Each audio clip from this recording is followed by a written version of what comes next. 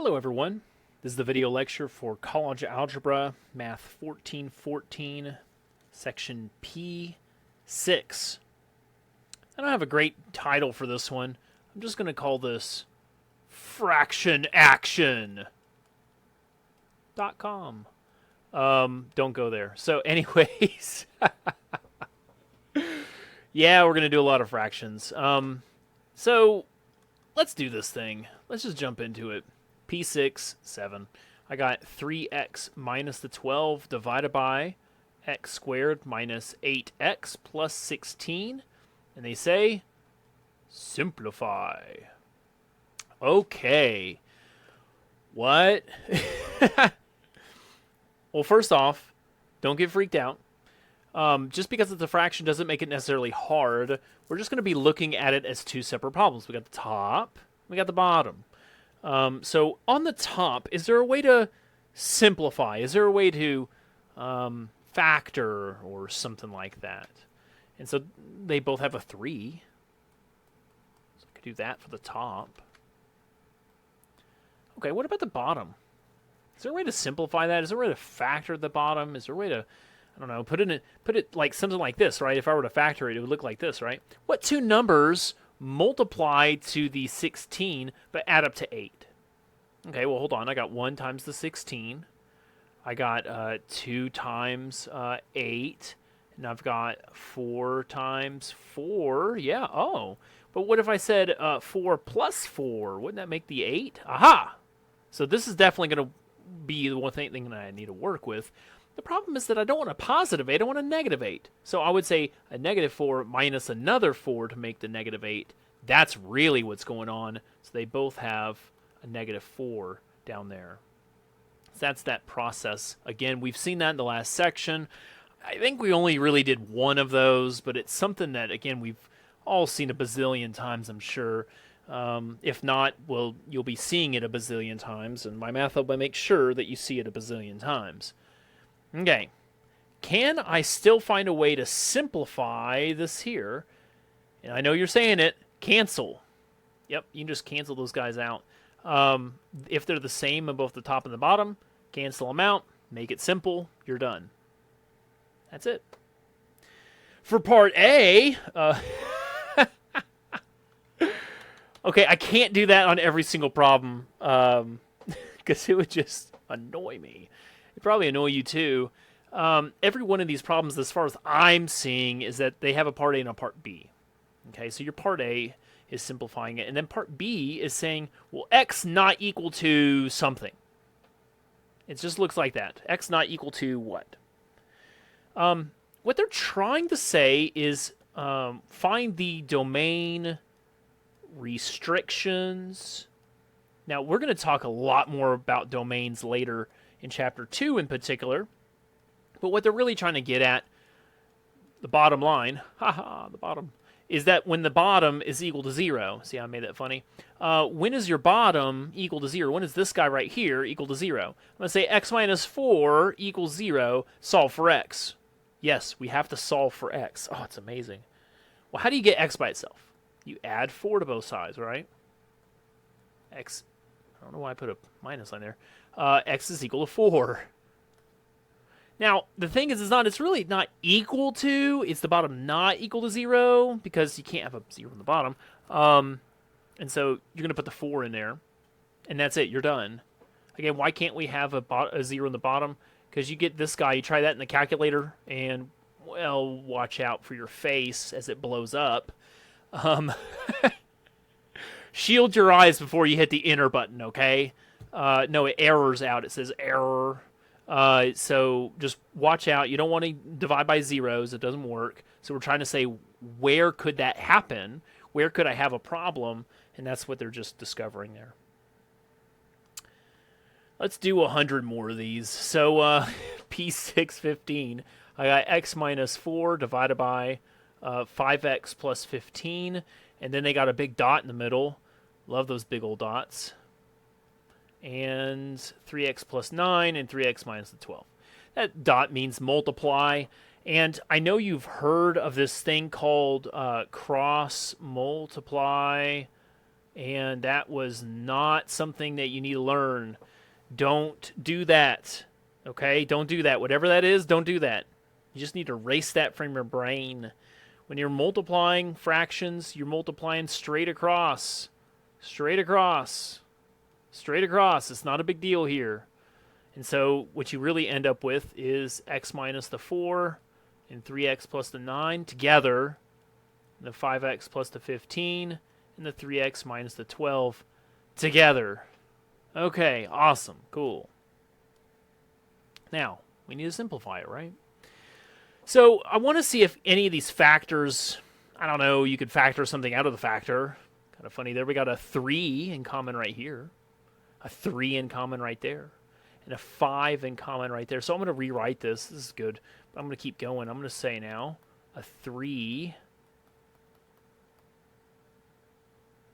a 5. I'm using parentheses because I think it's funny. You don't need to use parentheses. 3, whatever. I'm just kind of tossing some numbers out. This thing had a 5, this thing had a 3, this thing had a 3.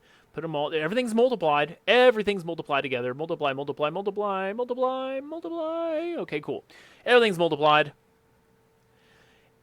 Is there something I could do to cancel, to simplify this thing? Well, hold on. X minus 4. Whoop. X plus 3. Whoop. A 3. Whoop.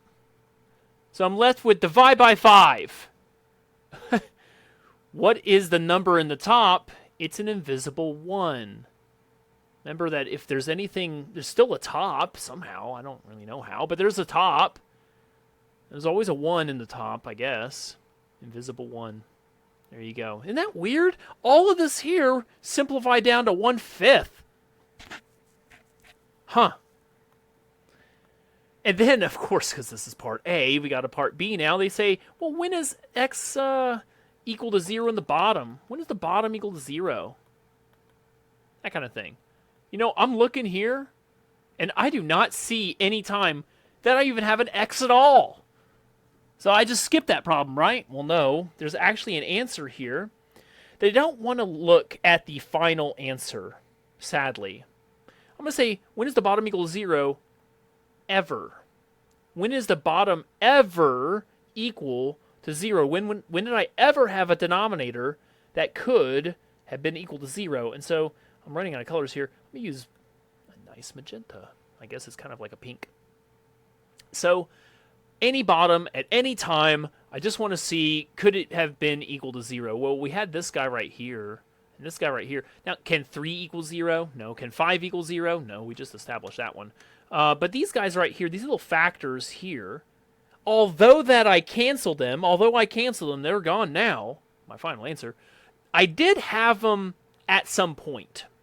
And so I want to solve for x. I want to say x plus 3 is equal to 0. I want to say x minus 4 is equal to 0. Well, you can get the answers very quickly. You know what to do. You switch the sign,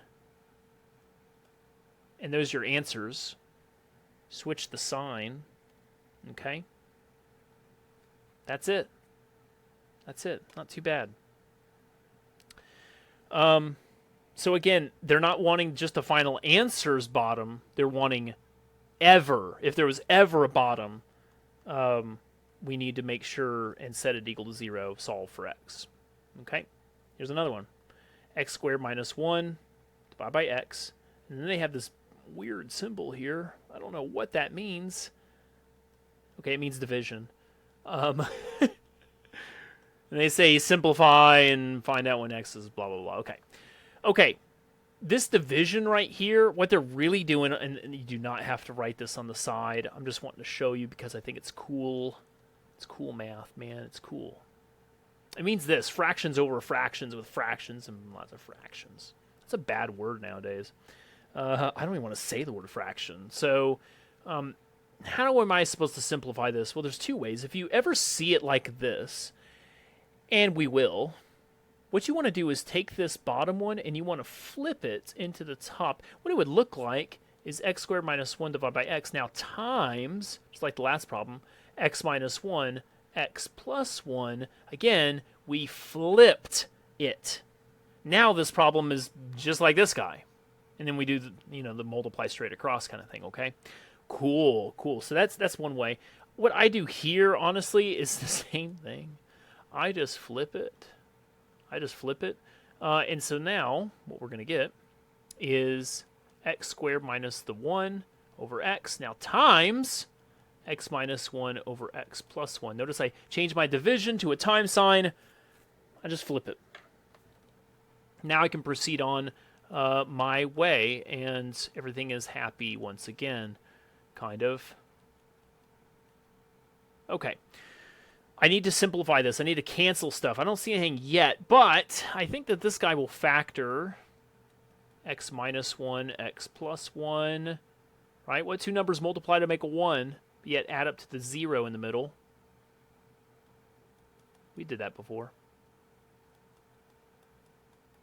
And I'm saying, hey, can't I cancel some of these guys? Yep, cancel. There we go. These guys actually combine together. Now, I don't know what... You know what? This is apparently... There's multiple ways that you could type your answer into MyMathLab. I don't know what they're wanting exactly. I do know that this works. Notice that I have two of them, so I said, I got two of them, and that was basically all I did there. And again, that's your answer in part A. Do you have to have the two, and could you write both of them side by side? Maybe. Could you have done x squared minus 2x plus 1? Yeah, I'm just foiling it out here in my brain. Yeah, that might work. I don't know. Just try stuff out in MyMathLab, see what you like, see what they like. Part B, x not equal to what? Again, when is my bottom, any bottom, along the way equal to 0? Now, I've got to use a different color, because this is pretty interesting. I'm trying to say, when is any bottom ever equal to 0? Look for all your bottoms. I got a bottom there. I got a bottom there. But you know what else I got here? I got a bottom here. And that's kind of weird. If you notice right here, this guy, got a bottom, and then I got a big bottom. Or you can go with the more simplified version here. You can even see it here. I got a bottom, and look, isn't that guy in the bottom? This guy was in the bottom. You have three elements that you have to look out for in this case. Three of them. So I'm going to use a different color to show you each one of these. Solve for x. When is it equal to 0? 0. There's no number here. And so you're like, well, what's the number? There's no number. 0. That's your answer. Okay? Right here. X minus 1 equals 0. Solve for x. What do you get? 1. So far, we got those answers. And then, like, you can use this guy right here, or you could say that any fraction with a 0 in the top is going to result in a 0. Okay? 0 divided by any number is 0. So I'm saying this is what we're going to look at. X plus 1 is equal to 0. Solve for x. What do we get? A negative 1. Here, same thing here. Negative 1. So that's my last answer. 0, 1, negative 1. There you go. Whew! That was a big problem. And it only gets bigger. Next one. I got P639. X squared plus 3x divided by x squared minus 2x minus 8. Yeah, we're not done. Minus x squared minus 6 all divided by x squared minus 2x minus 8. Okay. Whoa. I need to simplify this thing and then find out whenever the bottoms are equal to 0. Notice that it actually has a common denominator already. That is so handy. When you have a common denominator, you're simply going to apply the sign to the numerator. You add or subtract the numerator. So in a way here, I got... Here, I'll just write it out here. I got x squared plus the 3x minus x squared minus 6 all divided by that same common denominator, x squared minus 2x minus 8. Now, I did not put parentheses around this, but you can. That's totally fine right there. I think that actually looks a little bit better in my book, but let's just say I don't. Why did I put parentheses around this one? Because the minus sign. because it's a minus sign. If it were a plus, I wouldn't really care. But that minus sign, I'm going to have to distribute. Okay? They both have that minus sign in the front. And so when I start writing this thing out, 2 negatives make a positive 6. You can see that these guys cancel in the numerator. Before I even start doing any math, those guys cancel.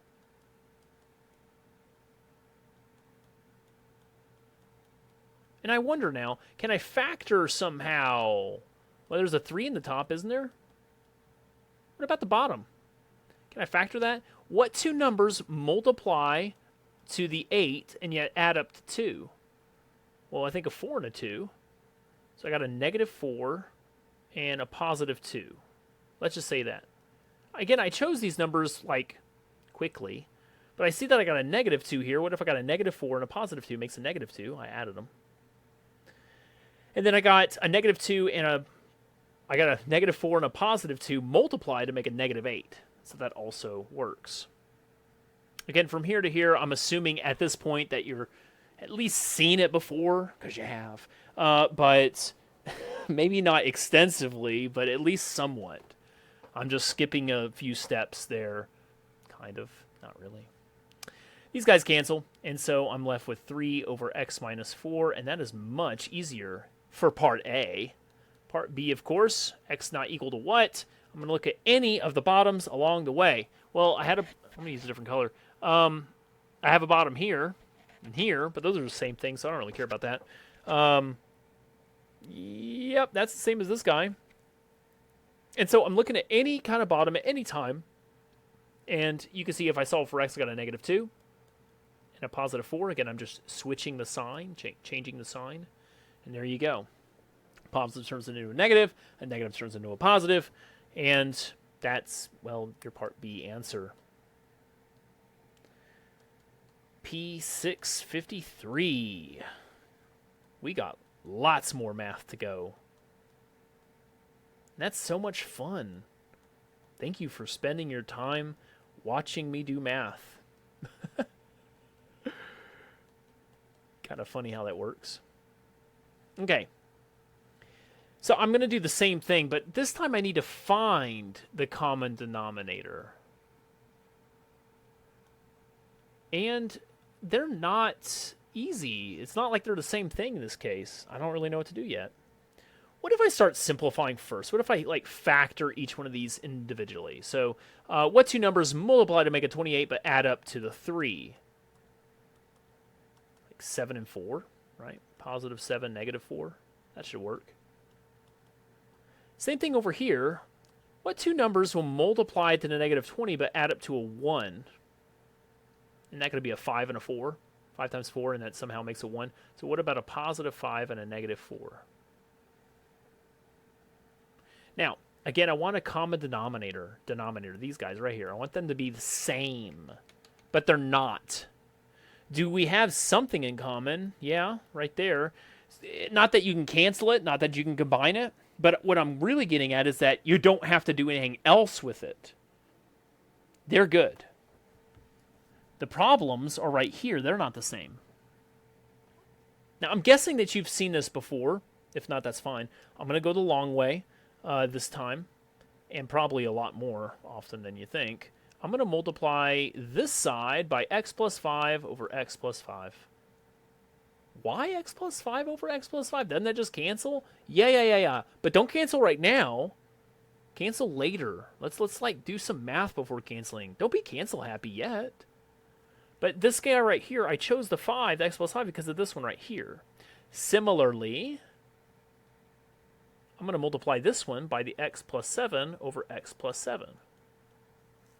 Again, I chose it right there. Don't cancel it. Not yet. I know that it looks a lot more complicated, but in the end, it will be better. You might just have to trust me on this. Whew. That's huge. Now, here's the thing. I'm trying to get to that common denominator, and they do have that. They got a 5, a 4, and a 7. A 5, a 4, and a 7. They all have the same numbers in the bottom, so now I can say, aha, you have a common denominator. Now, you just put it in whatever order you want, just as long as you're doing it. And they all have the same numbers in the denominator now. It looks ugly in the numerator, but you know, what can you do? Distribute with the minus sign. 3x squared plus 15x. Right here we got a minus 2x squared, and then a minus 14x, all over that common denominator. Okay. Combine like terms. These guys right here combine. These guys right here, they combine. So the x squares combine to make a 1x squared. And then these x's right here, 15 minus 14, is actually just, well, x. It's 1x. Just 1. With your common denominator. Can I factor the numerator? Yep. They both have an x. Notice here, this had 2 x's. I took one out. This had only that 1x. 1 times x. I left a 1 behind. Same common denominator. Okay. I think, yep, looking down, yep, that's the answer. That's what they accepted on my math lab. And so now x not equal to what? Well, I'm wanting to know, when is my bottom, when is my denominator ever equal to 0? The bottoms haven't really changed. These are the same numbers in the bottom every time. So like you can actually look at your final answer here, and it should be the same as the original, etc., etc. I got a -5, I got a -7, and I got a +4. Again, switch the signs.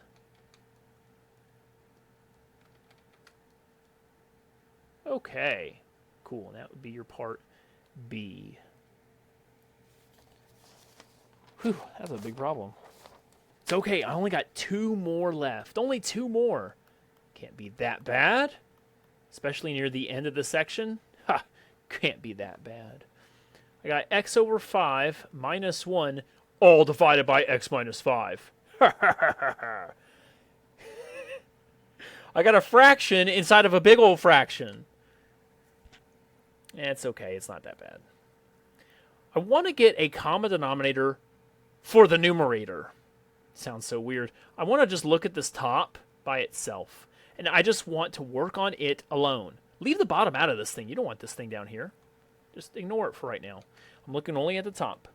How can I get a common denominator? How can I put them together? What if I multiplied it by 5 over 5? I'm doing that because of that 5 right there. So x over 5 minus 5 over 5. And I just chose that 1 right there. You don't need that 1.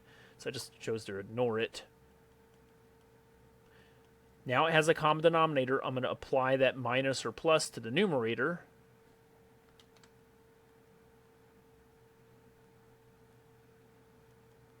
Okay. Are you confused yet? I still have fractions over fractions. Oh no. Well, there is a big thing here. This big division. You definitely need to differentiate, determine the difference between smaller fractions, like little fractions, is a little fraction right here, versus big division. So we want to make sure that that big division stands. It's important for our visual and for our math.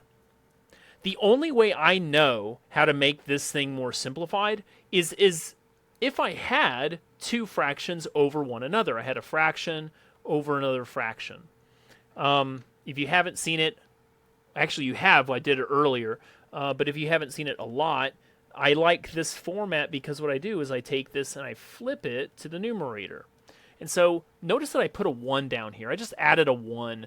And the reason why is because it doesn't change anything. Divide anything by 1, you get the same thing. But I wanted the format of the fraction. I wanted it to look like a fraction so that I know what the flip will look like. Okay? So my original at the top stands. And now multiplied by the 1 over x minus 5. That was that flip. I flipped it. See, it's 5, x minus 5 over 1. Now it's 1 over x minus 5. I flipped it. And then, again, straight multiply. I'm using all kind of like colors now. Straight multiply 1 times anything well as itself. And then I got a 5 times the x minus 5. No way. Whoop. The whole thing turned to 1/5. Again? Didn't we just see that a little bit ago? I'm going to try that as my first answer every time. No, don't. Maybe. But it's just funny. It just works out that way. That does not happen every time. Remember, though, that we have a part B.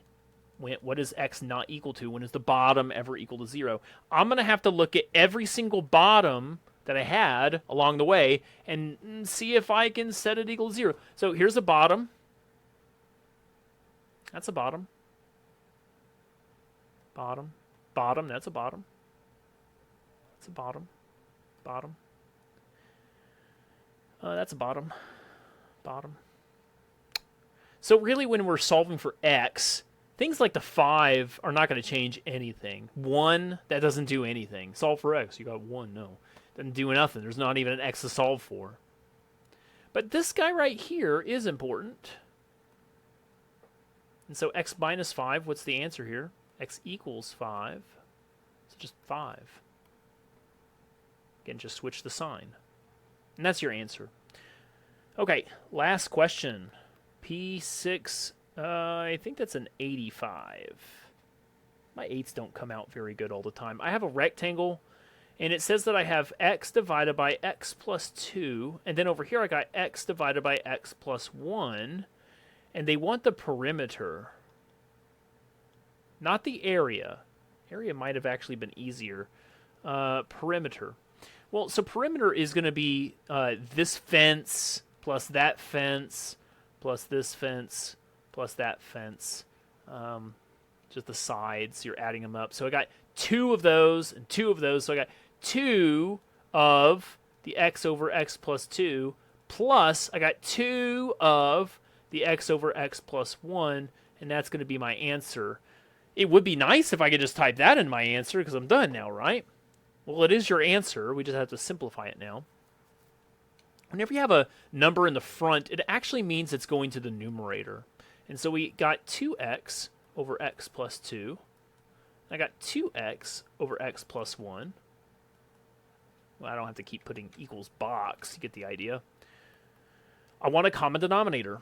And so in order to do this, I'm going to use a different color here. I'm going to multiply this side here by x plus 1 over x plus 1. And I'm going to multiply this side over here by x plus 2 over x plus 2. Choosing those down there on purpose. Yeah, that's fine. And so then I got 2x times the x plus 1 plus 2x times the x plus 2. And all divided by x plus 1 times x plus 2. I did the common denominator automatically because I know that this is my common denominator, so I apply the plus sign to my numerator right there. Common denominator. That was the purpose of me doing that anyways. I'm not yet there. I can't yet cancel, so I'm going to distribute this first. So 2x squared plus 2x. And 2x squared plus 4x, all divided by this stuff here. Combine like terms, these guys here will combine. These guys here will combine. And so, let me use a little bit more room over here. 4x squared plus 6x. The same denominator. I could factor out a 2 from these guys in the top, and I can also factor out an x. So 2x can come out from the top, leaving behind a 2x plus 3. Same denominator. And that's as far as I can go. There's no canceling involved. I can't cancel. Now, I don't see anything else on my paper about a part B, so maybe they finally don't have a part B on this problem. That would be amazing. So, all right, that's all I got. Thank you very much, guys. Have a great day.